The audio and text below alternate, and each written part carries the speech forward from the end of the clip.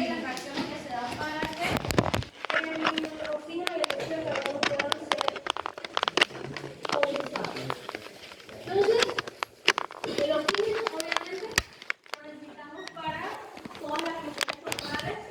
Sabemos que es uno de los, como dice, ingredientes necesarios para la respiración celular, porque el oxígeno es el aceptor final de la cadena de electrones, que obviamente ustedes se acuerdan de esta cadena de electrones.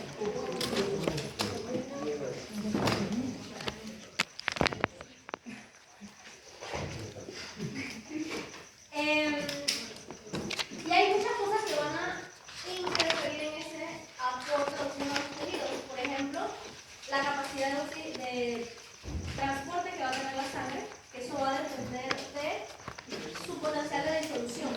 Recordemos que una de las leyes de los gases nos dice que esa solubilidad del gas va a depender de la presión bajo la cual este se encuentra. ¿Okay? La concentración de hemoglobina de la sangre, porque como vamos a ver, el oxígeno no simplemente se disuelve en el plasma, sino que va a ser transportado por hemoglobina en su mayor parte. Y también la afinidad de la hemoglobina por el oxígeno, porque hay cosas que hacen que esa hemoglobina pierda afinidad o gane afinidad, y según la afinidad de la hemoglobina es como que lo está abrazando más fuerte y lo deja ir. Pues. Entonces, esa asociación va a ser dada de esa manera. ¿Alguien recuerda esto cómo se llama, este tipo de enlace?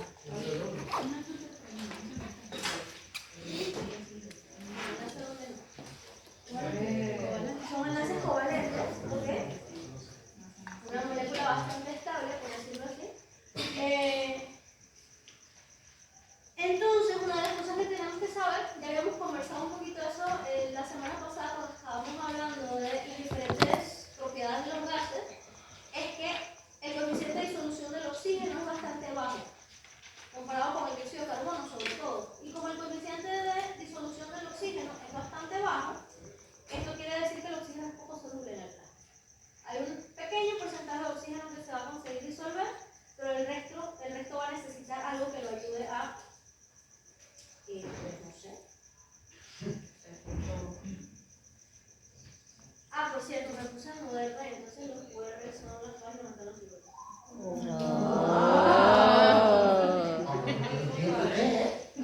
Realmente no. Oh, sí, de una vez. Realmente no, pero el sueño es para la gente de hoy. Entonces, como habíamos hablado, esta parte de la solubilidad va a depender de la presión parcial de oxígeno. ¿Okay? Según la ley de los gases, ¿alguien recuerda cuál es la ley específica? La de... Ay, yo lo tengo. No, yo me sabía. Los hay todos. Recuerden que al aumentar la presión, ¿qué pasa con la solubilidad? Aumenta también, ¿no? Mientras más presión hay, más se disuelve, siendo que en ocasiones podemos llegar a soluciones sobresaturadas de un gas. Y el asunto con la hemoglobina es que si no tuviésemos hemoglobina, la sangre tendría que estar circulando mucho más rápido en el cuerpo, porque como se disuelve tan poquito oxígeno, entonces para que la cantidad de oxígeno que yo necesito, que el organismo necesita para funcionar, se consiga, el flujo sanguíneo y el volumen de sangre que tiene que estar circulando constantemente sería mucho más elevado. Entonces me están diciendo que la sangre tendría que circular unas 87 veces más rápido si solo trabajáramos con oxígeno disuelto en plasma. Por eso es que tenemos entonces esta molécula de hemoglobina para que nos ayude. Entonces, en cuanto al transporte del oxígeno, 97% más del oxígeno va a estar siendo transportado por hemoglobina y el otro 3% más o menos va a ser en forma disuelta. O sea, sí hay un porcentaje de oxígeno que se disuelve, pero es muy bajito, porque su potencial de disolución es bajo. ¿Okay? Si ustedes recuerdan, el lugar donde se asocia el oxígeno, se acopla el oxígeno, es al hierro del grupo M. ¿Okay?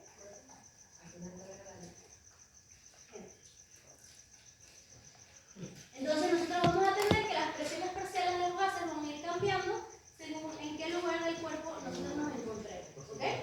Siendo que la sangre arterial, por regla general, va a tener una presión parcial de oxígeno más alta, porque es la sangre que está viniendo de los pulmones ya oxigenada, y la sangre venosa va a tener una presión parcial de oxígeno más baja, porque fue la sangre que ya pasó por los tejidos y que ya liberó parte de la carga de oxígeno. La arterial es una más alta. Es más alta. La sangre arterial es sangre oxigenada. Y el mayor presión. De oxígeno. Entonces nosotros vemos que en la sangre arterial eso va a salir con una presión de oxígeno aproximadamente 95 milímetros de mercurio. Y en el momento en que llegan los tejidos, porque recuerden que arterias, arteriolas, capilares, ahí va a haber una área que va a permitir esa interacción. En el momento en que llegan los tejidos, recuerden que siempre los gases, los líquidos, las moléculas en general se van a mover según gradientes de concentración. Y como hay menos concentración en los tejidos, entonces el oxígeno se va a mover de las arterias a los tejidos. ¿Okay? ¿Y cuánto va a ser ese movimiento? ¿De cuánto porcentaje? Hasta que se estabilicen las concentraciones, porque en el momento en que se estabiliza la concentración, ya deja de haber flujo. Entonces, vamos a llegar a los tejidos. En los tejidos la presión parcial de oxígeno es más o menos de 40 milímetros de mercurio. Entonces, cuando llegamos a 40 milímetros de mercurio, ya para el flujo. ¿Eso qué quiere decir? La sangre venosa, que es la que va después, la sangre venosa, que es la que va saliendo, tiene una presión parcial de oxígeno de aproximadamente 40 milímetros de mercurio. Cuando hablamos del dióxido de carbono, acá los cambios de presión no son tan marcados. Ya habíamos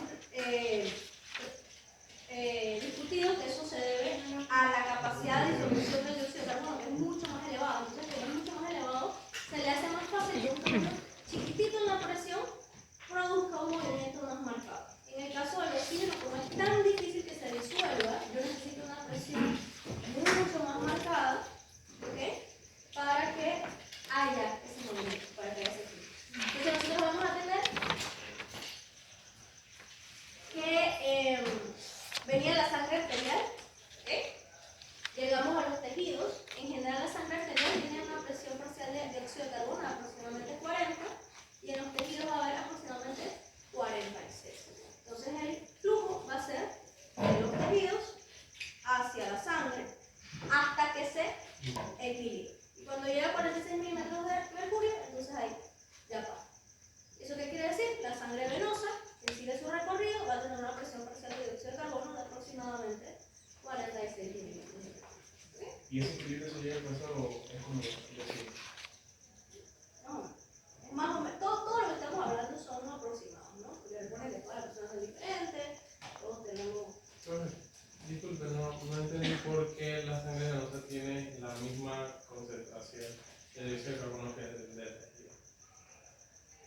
O sea, con respecto a... Porque es la que está sacando el dióxido de carbono del tejido. Recuerda que la sangre va a arterias, capilares, venas. En los capilares que se da todo el transporte. Y lo que viene después ya es lo que sale del tejido. El tejido ya gastó el oxígeno. Cuando gasta el oxígeno, lo que se forma es dióxido de carbono.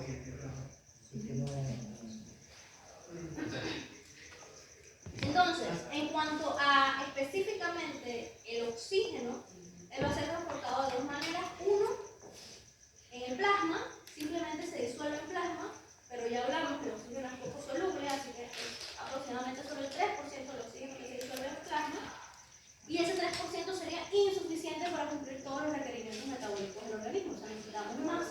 Todo el resto va a estar unido a una proteína transportadora que se llama hemoglobina, y en el momento en que el oxígeno se une a la hemoglobina, a eso lo vamos a llamar oxihemoglobina, o sea, hemoglobina oxigenada. ¿Okay? Recordamos que la hemoglobina está compuesta por 4 cadenas.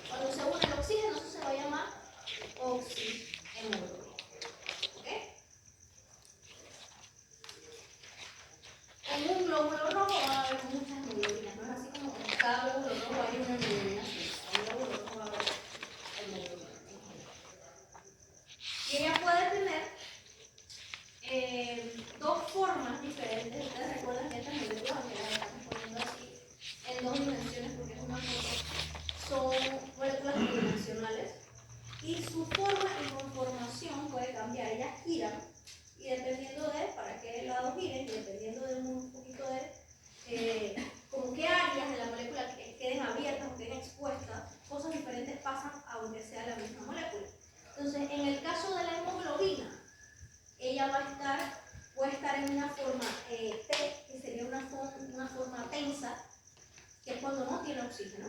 Eso da estabilidad. Hay otras cositas que están pasando ahí, que ahorita vamos a conversar. Y luego está la forma R, que sería la forma relajada, ¿okay? Que es cuando está en forma de oxihemoglobina, el oxígeno se puede atenuar. Entonces aquí vamos a ver solamente la parte del oxígeno. Vamos a tener oxígeno que sale del saco alveolar. Recuerden que esa transferencia del saco alveolar hacia el vaso sanguíneo, hacia el eritrocito, se hace por difusión pasiva, que tiene que ver con presiones parciales. Va a llegar al eritrocito, se va a unir a hemoglobina y va a formar oxihemoglobina, que es la que va a ser transportada. Hasta que llegamos entonces a los capilares sistémicos, porque ya estamos en los capilares pulmonares, llegamos a los capilares sistémicos y nuevamente por presiones parciales, sobre todo, se va a descargar ese oxígeno que teníamos en el eritrocito. Entonces nosotros vamos a tener algo que se llama curva de disociación de hemoglobina. ¿Qué es la curva de disociación de hemoglobina? Eso nos va a decir qué tan saturada está esa molécula de hemoglobina con respecto a la cantidad de oxígeno que tiene. O sea, cuánto oxígeno hay en esa molécula de hemoglobina. Si vemos la tabla, nosotros vamos a tener el porcentaje de saturación de oxígeno de la hemoglobina, o sea, cuánto oxígeno hay en esa hemoglobina ahora mismo, y vamos a tener eso en medición de las presiones parciales de oxígeno. ¿Ok? Como ya hemos conversado bastante, nada más que ahora lo están viendo de manera de gráfica, mientras más presión parcial de oxígeno hay, mayor afinidad tenemos con respecto a la hemoglobina. Y como mayor afinidad tenemos con respecto a la hemoglobina, mayor porcentaje de saturación. O sea, mientras más alta está la presión de oxígeno, más se puede asociar esta a la hemoglobina. ¿Sí?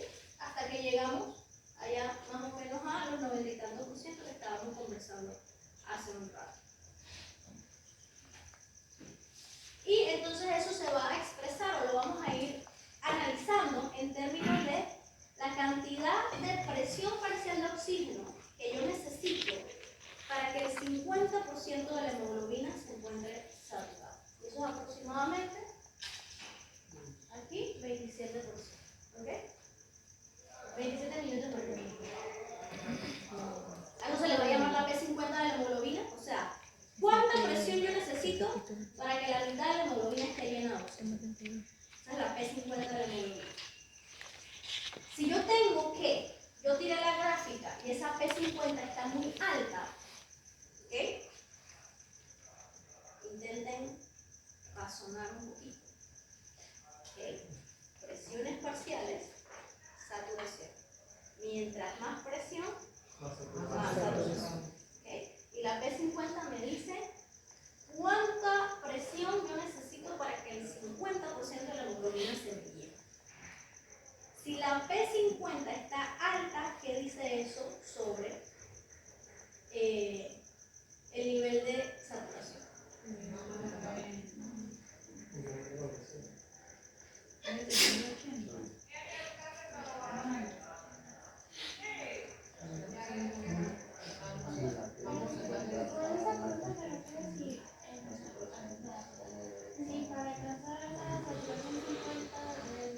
Es más desde 27.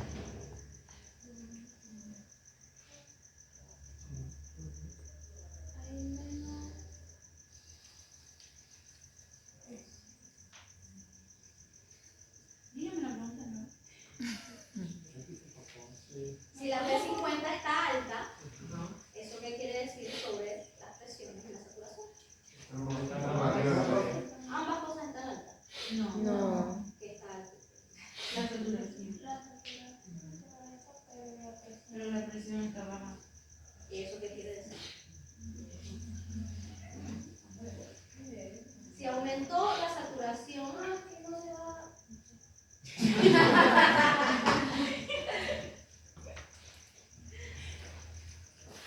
Esto lo que habla es la afinidad, de qué tan fácil es que esa hemoglobina agarre oxígeno. ¿Okay? Entonces estamos diciendo que en general, para que 50% de la hemoglobina agarre oxígeno, yo necesito 27 milímetros de mercurio. ¿Okay? Si yo estoy diciendo que la P50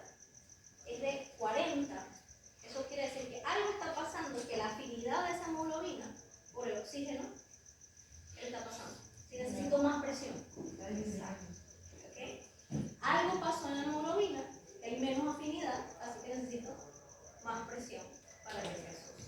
Siempre tiene que ser presionado. ¿Cómo? Siempre tiene Eso, que ser exacto, eso es lo que sé, eso es lo para que sé poder, estudiar. para poder que se... ¿Qué es la presión cuando? Ahora sí. Lo que se analiza del P50, que es la cantidad de presión que yo necesito para que se llene el 50% de la hemoglobina.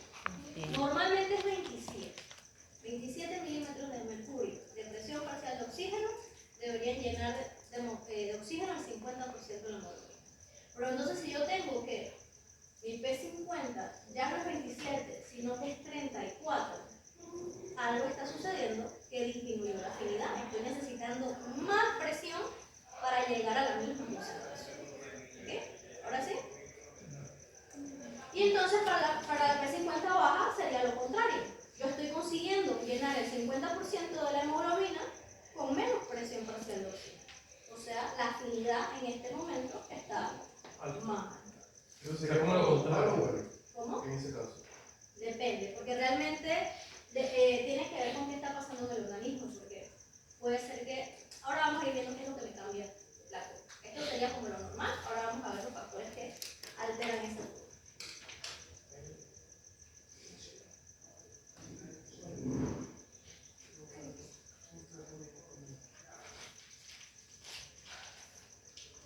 Entonces, una de las cosas que nosotros vamos a ir viendo es que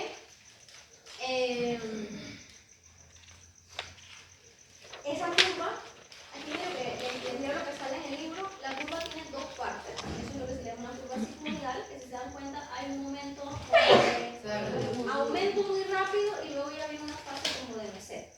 ¿Okay? Entonces nosotros vamos a tener una porción de crecimiento exponencial que está pendiente, que son las zonas de baja presión de oxígeno. Y en las zonas de baja presión de oxígeno, un pequeño aumento en esa presión puede hacer que la afinidad hacia la hemoglobina aumente bastante. ¿Ok? Y luego la porción de equilibrio, que es la fase donde se vaya estabilizando, que aquí ya son las zonas de presión más elevadas. ¿Y qué es lo que va sucediendo? Se va a dar un mecanismo de cooperación. Y por eso es que la curva se presenta de esa manera. Cuando yo tengo la molécula de hemoglobina y se va uniendo el oxígeno, cada oxígeno que se une hace que el siguiente se una de una manera más fácil. Aumenta la afinidad.